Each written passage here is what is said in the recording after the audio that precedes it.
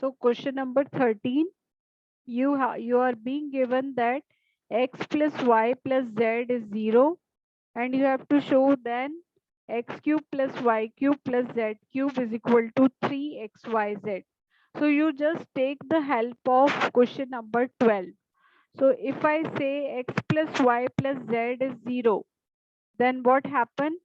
If I, in place of x plus y plus z, if I substitute 0, then it becomes half into 0 into x minus y whole square plus y minus z whole square plus z minus x whole square.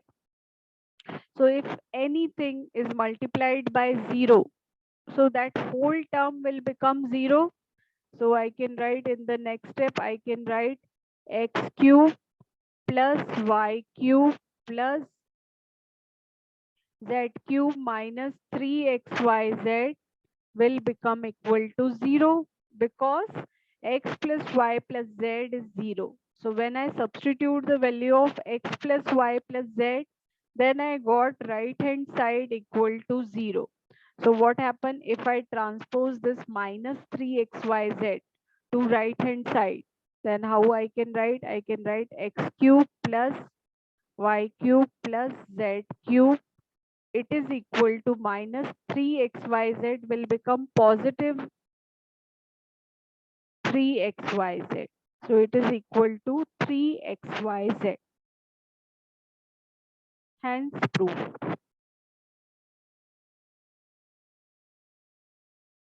So in this question, we have taken the help of question number 12, identity. So 8 identities are there in the book. 3 identities you have to take from the exercise.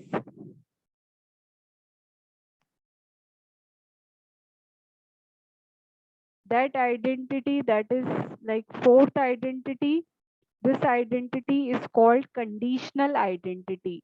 What do I mean by conditional identity? Conditional identity means if one condition is satisfied, like x plus y plus z is 0, then x cube plus y cube plus z cube will become equal to 3xyz. So it is very important identity, I should say. Based on this identity, question will be asked. And this is like favorites of teachers. Conditional identity. Is that identity in the book? Is that identity? No, it is not there in the book, like it is there in the question. So we will be using it in 14 question, 15 and 16. All Ma'am, this, can you make a list of them? yeah. I will be sharing the list. You can see it is there, but it is incomplete. You can see there are additional identities, but it is incomplete list. I will be providing you the list of identities, don't worry.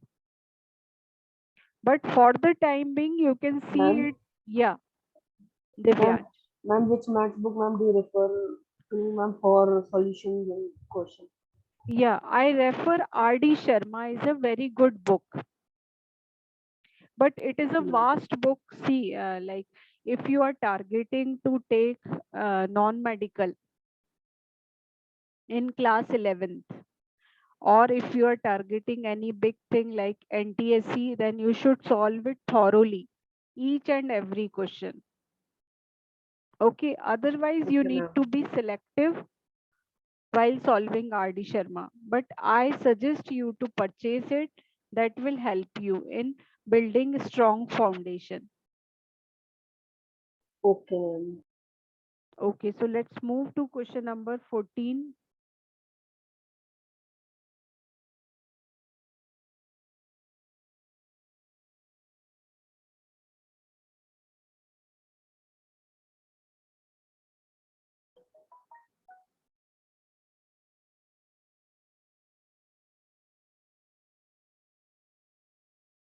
Okay, without actually calculating the cube, find the value of each of the following. So you can see there is one cube number, there is another cube number, there is another cube number. So when you take this individually, like if I take what is x here, it is -12. What is y here? It is 7. What is another number? That is 5. So if I add this all number, so I am getting 0. So this is conditional identity. What is conditional identity? If x plus y plus z is 0, then x cube plus y cube plus z cube will be equal to 3xyz. So now if I want to calculate this cubes, I can just put 3, and what is x? X is -12. What is y? Y is 7. What is z? Z is 5. So that is so simple. So if you solve it further, like 12 5 is 60 and 21. 21 into -60. So if I solve it further, so it is -1260. So see, इतना बड़ा cubic calculation करने में we will take more steps, and this is a simple method by using conditional identity. So what I have checked, I have checked the sum of these numbers x, y, z. So sum of -12, 7 and 5 is coming out to be 0. So I got the conditional identity. What does conditional identity says? If x plus y plus z is 0, then x cube plus y cube plus z cube, it is equal to 3xyz. So in place of x cube plus y cube plus z cube, what I have put? 3xyz. So it is 3. What is x? -12. Y is 7, Z is 5. So I got the final answer as -1260.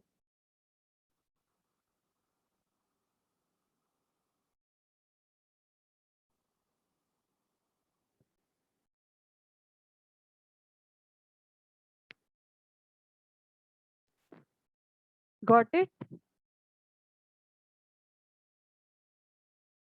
Yes, ma'am. Okay, so let's try for the second part. Like there are three numbers, 28, -15, -13. So when you add this three number, so if I add 28 -15 and -13, so it becomes -15 -13 is -28. So 28 -28, that is making 0. So again, I have to use the conditional identity that says if x cube plus y cube plus z cube will be equal to 3xyz. So in place of x, I will be putting 28. In place of y, -15. In place of z, -13. So isn't it very simple?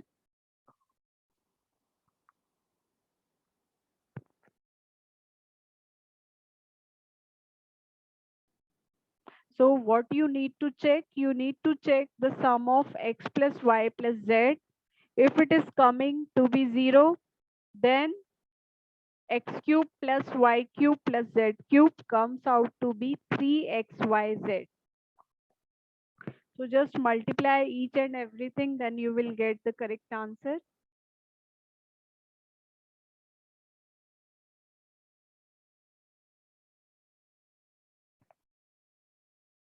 Okay, so let's proceed to question number 15. Give possible expression for length and breadth for each of the following rectangle.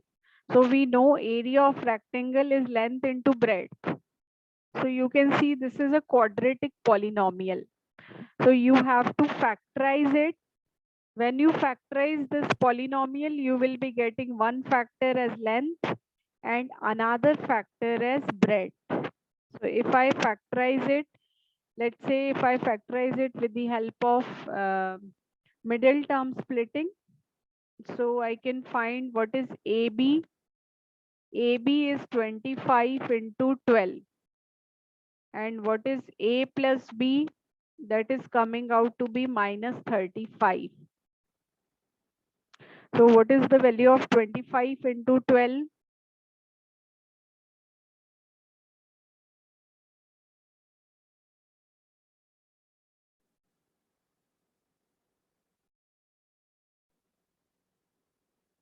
So it comes out to be 300. Okay, so if you do the prime factorization of 300,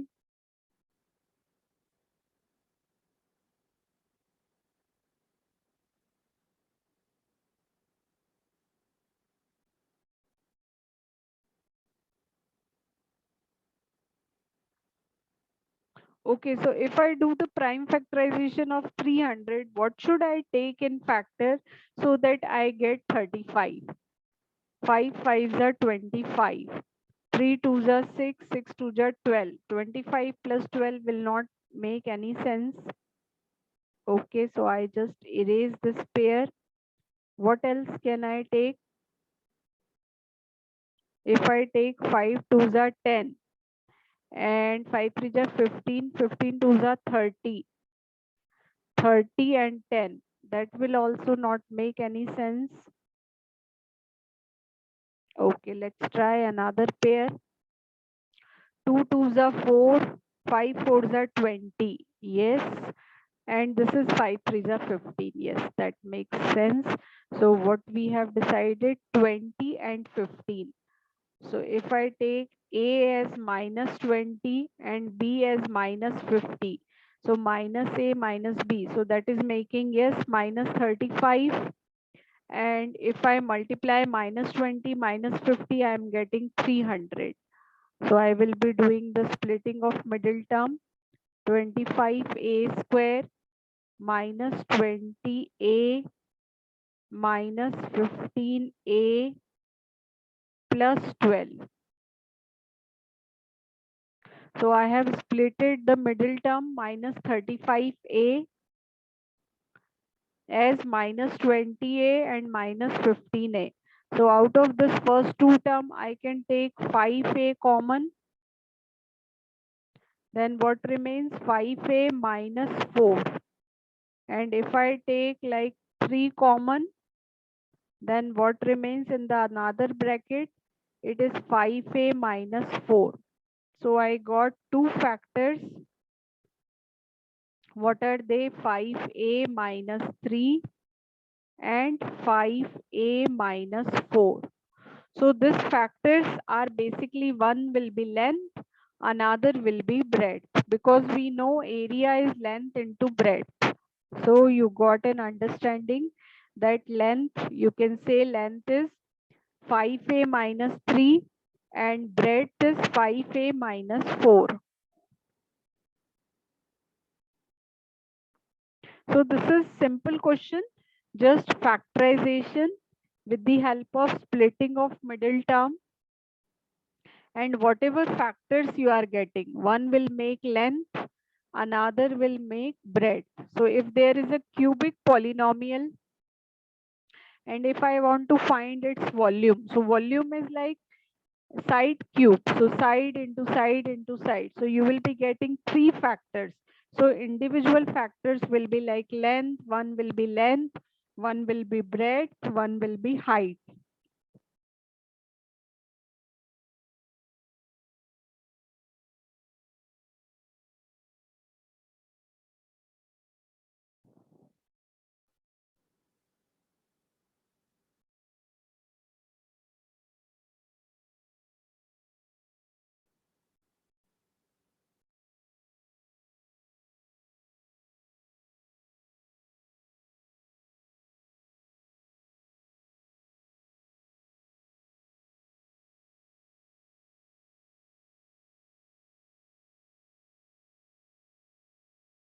Okay, so let's come to the second part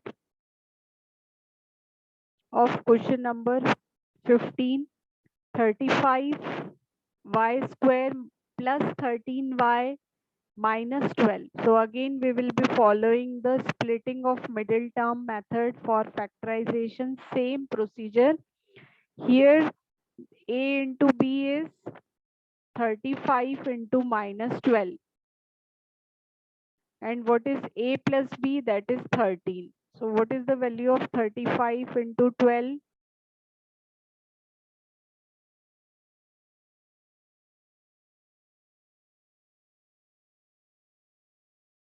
It is 420. Okay, so if you do the prime factorization of 420,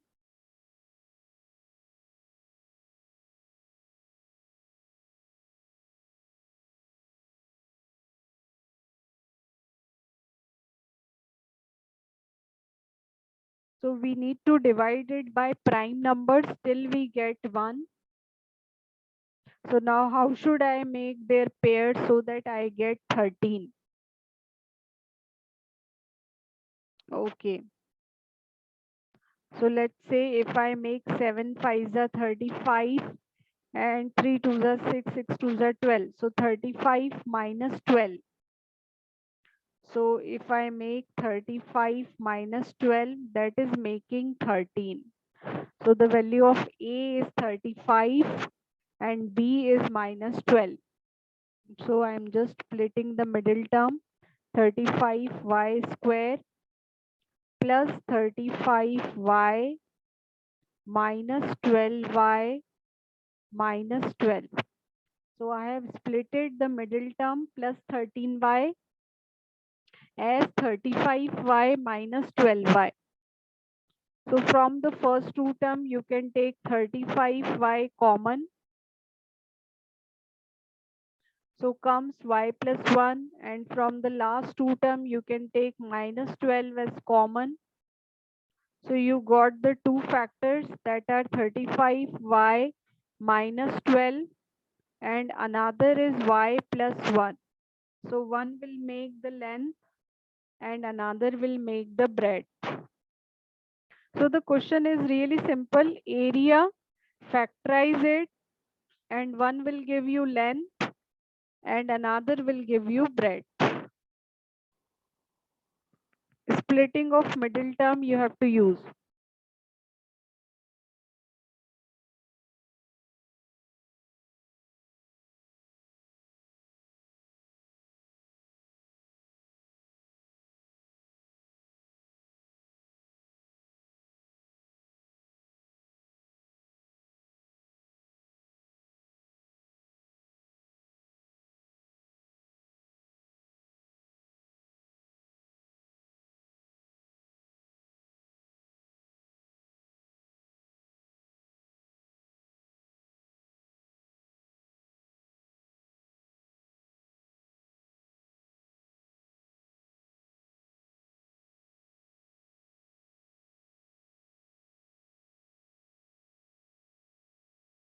Okay, have you understood the second part?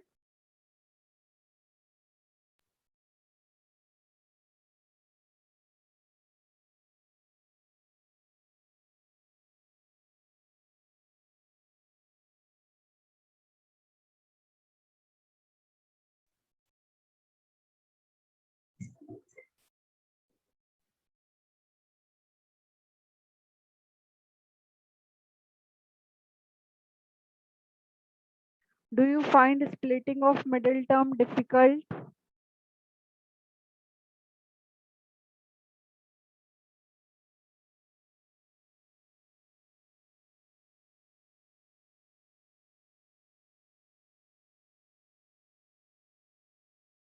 Just practice it. Don't worry. Whenever you practice the splitting of middle term factorization, then you will get a fold. Okay, so you need to practice it. Whenever you get time, just revise this exercise, do it again, write the identities in your copy so that you don't forget any identity. And this is like very simple thing. It does not involve any learning of identity. It is just splitting of middle term. So you have to split middle term so that we can get it factorized. Okay, so I find it that is like let's end it here because we do have one more factorization involved in question number 16. So let's plan it in tomorrow's class. Okay. Okay, ma'am.